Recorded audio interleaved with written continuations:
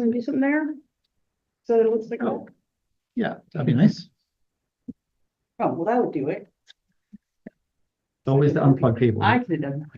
I could have turned it off and on again too. So if you thought that was depressing. Oh. There we go. So we're going from dying to dead. That's what we're doing. I'm going to talk about a project that I've been working on with Carsey for a long time. And 5 years ago, it went live to serve the global audience of biomedical researchers. But as an anthropologist, I know I'm supposed to put this morning up here. I'm going to be talking about some dead people. I'm going to show you some virtual images of human remains. There's no pictures of bones or bodies or anything like that aren't computer processed. All right. So this is what I'm going to be talking about, is this resource that we developed that went live as a miracle in February of 2020. Amazing timing, because what it did, this is a resource for research and education. And because of when it went live, the educational need for it was much more important than we had originally planned, because everybody who was supposed to be teaching anatomy suddenly did virtual anatomy. So this website is New Mexico Decedent Image Database. We call it either NMDID or NIMDID. We kind of went with New Mexico. Who did it? New Mexico did it. And it holds 15,243 whole body CT scans from the Office of the Medical Investigator, which is right up the road that way. And it's a collaboration between Carsey and UNMIT to make it available to a global research audience. So I'm going to take a little step back and situate this for you so you know why it's such a big deal. First of all, let me just give you a little clue about what forensic science research is. Because I think I've seen people talk about forensic research of investigations of a dinosaur. All right, that is not forensic, because forensic means it's applied to the law. All right, so anything can be forensic research, forensic chemistry, forensic accounting. There's a lot of different kinds of forensic work that's done. But if it's applied to a dinosaur, if somebody didn't steal that dinosaur or kill that dinosaur, it is not forensic research. So if it looks like this, we're good to go. All right. So this work happens at the Office of the Medical Investigator. The OMI investigates any death in the state of New Mexico that is sudden, violent, untimely, unexpected, or where a person is found deceased and the cause of death is unknown. Your cases would have gone to the OMI. We have specialized isolation suites for their autopsies. Let's see. So I meant to update these. But we investigate many more deaths than we actually autopsy. So about 10,000 autopsies a year, or excuse me, deaths are investigated per year. Most of those, are people who die in old folks' homes. And so we just got to check it out. Oh, okay. All right. Everything looks good. All right. We're not going to do anything else. But we did in that year, 2021, almost 2,000 full autopsies, but that can include just a CT scan and an external exam. Okay. So what makes the OMI unique is that it is a statewide office, which there are only 3 of in the country. It is centralized, serves the entire state. It is built in a university structure. That's the only one. So there's ones that are in universities but are not statewide. There's ones that are statewide but not in universities. And we rely on traditional X-ray. We had an MRI. We still have it. We're trying to get rid of it. We don't use it anymore. Didn't work in our workflow because it takes about 20 minutes for an MRI. But we use a CT. We're on our second CT scanner right now. We replaced one a couple of years ago. And we can scan an entire human body now in 7 minutes. You would never do this if you were alive because it's a lot of radiation. We do it with 2 reconstruction algorithms, one for soft tissue, one for bone. And we scan at a very fine rate, more than you would for any living person. We do it because we're going to use it for both the investigation, but also use that information later for research. So why is CT such a big deal? Well, the cool thing about CT is, you may know this if you ever had one, is it's just like an X-ray, except it works the same. It's the same technology as an X-ray, right? And it takes these little teeny slices of X-ray, and it takes it in a lot of different planes, and then it can reconstruct so that you can see in 3 dimensions. And you can use Hounsfield units, which is a measure of density, to look and concentrate on whatever is the organ that you're interested in. All right. So I'm an anthropologist. I'm going to be looking at bones and teeth, but other people are going to be looking at livers and spleen for whatever they want. Right. I don't know why you're looking at a spleen, but okay. Okay. So this CT scanner, the first CT scanner that, oh my God, came with the new building in 2010. And I have to say that the guys, the people who funded that at the beginning, which was the New Mexico legislature, and the people who thought, hey, we might consider doing this, were way, way, way ahead of the research curve, way ahead of the forensic investigation curve. It's still not commonplace for medical examiners' offices to use CT in their daily practice. So they began collecting these CTs right away in 2010. And then we started talking about, all right, well, what can we do with these things? How can we give them a life beyond their one-time use for investigation? So in 2016, we got a grant to develop and share the data set. And we did that in this NIMDID. And we worked with CARSI, thank you very much, to secure some data storage and also to create some data and vocabulary standards. But what I realized is when you were showing the pyramid of services that CARSI provides, we needed every single step of that pyramid, including probably the single most challenging thing was de-identification. The reason is these CTs are in DICOM files, and DICOM has identifying information on every single one. So every slice that you see, 7,000 slices per person, has identifying information that had to be stripped out. That's not good enough. You got to put something else in so that everything is associated. And I couldn't do that. So thank you, CARSI. Thank you, Patrick, for doing that. Okay. So we had metadata from 2 sources, the OMI database, which was our investigative database. This is a database that is almost entirely free text. What a pain. But, you know, you don't ask the same questions of death for a 2-year-old as you would a 22-year-old or a 102-year-old. So a lot of free text that had to be mined. And then we also called next of kin and asked questions. All right. So, and then the last part of this was developing a web-based interface that was user-friendly and fast. And thank you to, at the time, Arts and Sciences IT, but now UNMIT for working on that stuff. All right. So what's in the database? Well, in addition to those CT scans, this is our metadata, right? This is really what makes the difference. And in fact, you can do an awful lot of research, and I have, just using the metadata without ever touching a CT scan. But this is the kind of thing that situates the information in a way that makes it really valuable. It serves the population of New Mexico, the American Southwest, the US, but everywhere. Okay, so we have these 7,000 2D images, which can be displayed as 2D images. I like looking at slices, or you can construct them into 3D renderings. That's about 7 gigs per person. All right, and that doesn't include the metadata. That's not very big, but it's complex.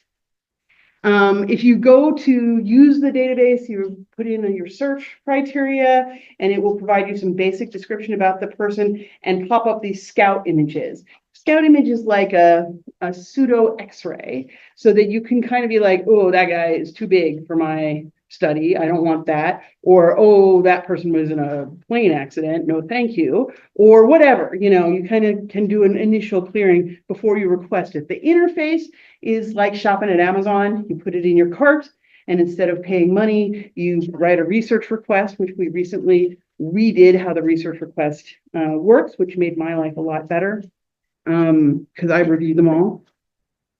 and then they can be sent anywhere. So what do you got? Let's see, I should be able to show you.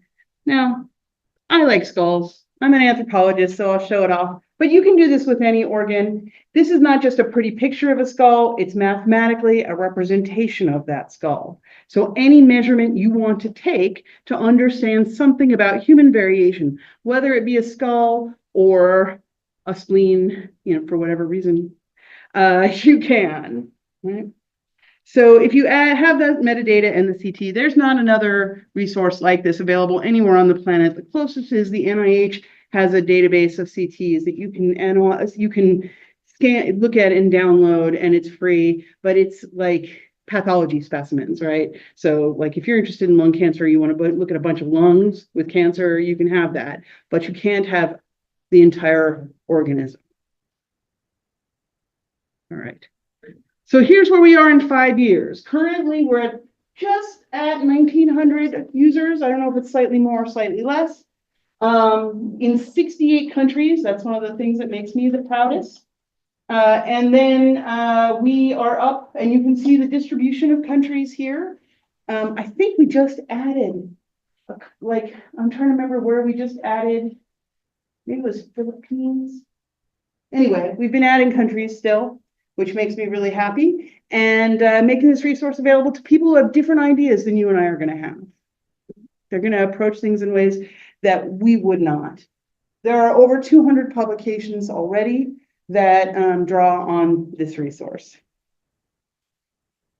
Okay, so within UNM, there are a few researchers that are already using NIMDIT. I just want to draw attention to a couple, some that I work out with tangentially and some that are in my research group. So this is Lexi O'Donnell. She's in the College of Population Health, but she has a PhD from our anthropology program here. And she's been working on some markers called cribroorbitalia and parodic hyperostosis, which are bony changes in the skull and eye orbits that you see in little kids who have a health problem.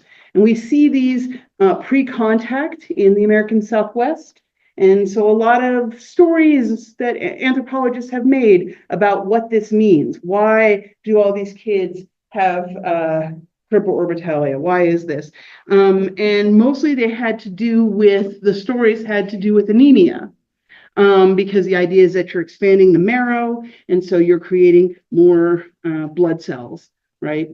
Which you might need for anemia. But that seems inaccurate. And with Lexi looking at these contemporary people who we know some things about their health and we know their cause of death, it seems that in fact, respiratory illness is the single thing that brings these kids together. So that's super useful to know. And in fact, there is indicators that you could use if you happen to have an X-ray of a kid's skull for whatever reason. This may in fact be an indicator of child abuse that doctors can use as like a little, signal. Hey, somebody better go check out this family. All right. Kelly Kamnikar is a postdoc who just finished her project, and I believe that she just took a tenure track job at the University of Nebraska-Lincoln, so I'm very happy for her. And she's been working with me for the first ever stature estimations for contemporary Native Americans. Why do we need this? All right, because there is a crisis in missing and murdered Indigenous persons, and they tend to be found in rural areas more than other groups. And here in New Mexico, there's a lot of rural area, right? And there's also a lot of predators and scavengers in that area. And so it does not take very long until someone's identity is lost. We need to try and figure out who that person is. And so one of the components of the biological profile that anthropologists estimate is stature. So if you say, you'll see this, like, we're looking, are you missing your person? This is the description. They are male between 35 and 50. They are this, that, whatever. One of those components is stature. And there had never been equations for contemporary Native Americans. And the ones that were used were either from prehistoric Native Americans or this weird sample from Mexico City. And so we were able to change that. More recently, we've been looking at other aspects of the biological profile, including whether the person is Native American or not, whether the person is Hispanic or not, and the hard one, whether they're Hispanic or Native American. Now, we're still working on that. I think we're right about 70% of the time. It's not great. It's better than any other thing out there. But that's because we're using these kind of morphoscopic characteristics of the face, which means we're looking at it, we're like, oh, does this nose have a sharp rim or a dull rim? Do these cheeks project or not project? And so we're close to submitting that paper, but beyond that, we're looking at metric analyses. And this is really where CARCI's been helping us in two ways right now, and this is one of them. So we collected 110 landmarks using Aviso, a specialized module for craniometrics that we developed with the programmers for Aviso, which is part of Amira, which is a FEI Thermo Fisher product. And it allows it to use, we were able to use some machine learning to speed our placement of these landmarks. In our pilot study, it took us 2 hours and 40 minutes to place 70 landmarks. And in our actual research, we were able to take about 40 minutes to place 110 landmarks. So could be faster, but that's pretty darn good. Where we are right now is these 110 landmarks have been collected for almost 1,200 individuals, and that gives us 110 by 110 matrix, almost 1,200 times. And we need to clean the data and find all the outliers and remove them and do all those kinds of things before we can go on with further analysis. And so that's where we are right now. And that's our latest, hey, CARCI, help us out. We need a place to share this data with our data analyst in New Zealand who's helping us. And because we're anthropologists, I can invent this stuff, but analyzing it is a little beyond me. So that's what we're working on right now. And then well, I'm going to skip this one, but we're also inventing ways to measure bones in virtual osteology, which is a new and growing part of anthropology. And then the other big way that CARCI's been helping us lately is with my student, Nikki Appel, and her research, which is the coolest dissertation. So there's these researchers at University of Wisconsin. They are radiologists and they're physicians. They are interested in taking, let's say you go to the doctor to get a colonoscopy and you get that colonoscopy. When you do and you get a CT for it, your whole abdomen is imaged. And you could just look at the colon and be like, yeah, it's healthy and that's it. Or you can take advantage of the fact that the rest of the organs are there and maybe make some predictions about that person's health. So they've developed a series of algorithms that I think their first one looked at the kidneys.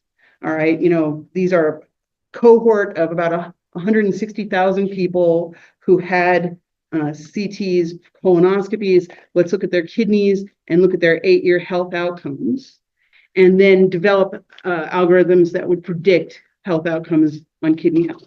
They did this for kidneys, they did it for livers, they did it for pancreas, and they did it for aorta, right? They did it all independently. And then they stuck it all together, and they came up with something we've been calling the biological age. So you have your chronological age, how many days have you lived on the planet? And then you have your biological age, it's almost like how close are you till the end, right? But it's expressed, so maybe you're 40, but you're looking 60, and you might want to work on that, okay? And so the funny thing is that they're doctors, right? So they want to go to people and say, okay, you need to work on this. They also want to provide this as a tool to forensic pathologists to help with the interpretation of natural death. But then further, there's a lot of applications that they're not interested in. But we're anthropologists, so we're interested in, the social causes of variation in the discrepancy between chronological age and biological age. It's not randomly distributed. Not everybody has the equal chance. And so we're interested in those components, and it's fantastic for us that they do not care, because this gives us the opportunity to do this. So that's what Nikki has been working on. So we, through CAR-C, we're able to transfer the images. About 6,500 whole body CTs were transferred from the New Mexico Decedent Database up to Wisconsin, where they ran their algorithms and then ran them again, which they didn't tell us they did, but okay. And then provided us biological ages for each individual.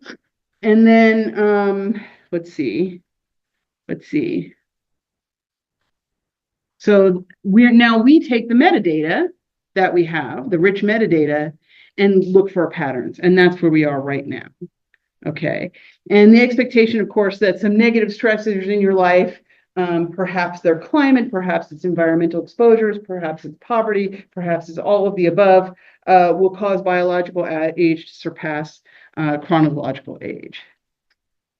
Okay, and so this is kind of how the AI is working, is that the first thing it does is create 3D reconstructions. The next thing it does is recognize the organs.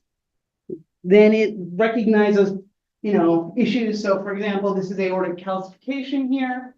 Very common, probably almost everybody in this room has some.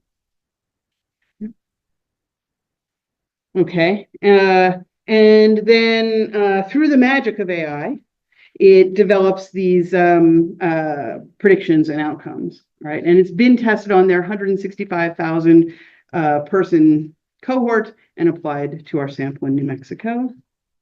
All right, and then the last thing we're going to do is apply this. So we'll learn a lot about people. We're going to learn a lot. We're going to compare the people in New Mexico to the people in Wisconsin. But then the last thing we're going to do is a strictly anthropological outcome, which is to improve the way we estimate age in that biological profile. Right now, because everybody ages so differently, the older you get, the wider our estimation is. So that if you're 21, I will say you are between 18 and 24, it's good. But if you're 60, like you could be anywhere from 40 to 100. And that's not especially helpful identifying this person. But if we understood something about the population and we had a good idea of where they came from and how the skeleton reflected biological age rather than chronological age, we could come up with a correction factor. It would be population specific. But that's okay. That's where we are right now. And the population we're working on is a sample from the Yucatan. It's a contemporary cemetery called Choclan, where everybody who is buried there, after about 7 years, they get dug up again. So things work different in the Yucatan. Let's just say that. So that's the stuff we've been doing. All right. Okay, so the goal is to incorporate these skeletal biomarkers to improve forensic age estimation. I have high hope for it. We'll just say that. But I know whatever happens, we're gonna learn more. And all I have left is my acknowledgement, so I'm not sure if that matters. Let's see. So I just want to say thank you to CAR-C. I'll say thank you to the funders too, which is the NIJ, the NSF. It's actually congressionally directed spending directly from Senators Lujan and Heinrich. So I appreciate their support as well. And I'll end with saying that NIMDIT is massively open science. And that's something I want to be a part of in the future. CAR-C allows us to do that. It provides us a global impact, bringing these science resources to the world and bringing new people into science. So it's a research resource for UNM, but also it, makes us look good everywhere. And so I appreciate my partners here in making that possible. Thanks. And I think anybody? I have a comment, which is, you mentioned spleen, one of my research programs outside of CAR-C hinges on accurate spleen measurements in humans. Okay. And lymph nodes. Oh, yeah. So I don't know if total lymph node Yeah, volume as possible with your lymph node? absolutely. It'd be a bit of a challenge because the density of lymph nodes is not that different than the soft tissues around it. Okay. But I think you could do it. Spleen would be super easy. Because it's been very, very difficult with, you know, 'cause these are hand measurements normally in the Oh literature, no. and they're way, way off. Oh yeah. Well, and then you get these splenules. Have you seen those? Right. So it's like you got a spleen. Spleen is a weird organ because first of all, you can live just fine without it. And second, it can be anywhere in your body and work the same. It's the only organ that does that. And then it also can have like a little extra lump and it works just fine, or you can have multiple little spleens everywhere in your abdomen. Spleen is weird. So the thing you would want to do is first like figure out the specific Hounsfield unit of it, which could be challenging. And then yeah, you could do it automatically for sure. It's great. Now I have to rewrite all our papers. Yeah, but it'll make your next step easier. Yeah, yeah. Any other questions? Thanks, everybody. Thank you very much.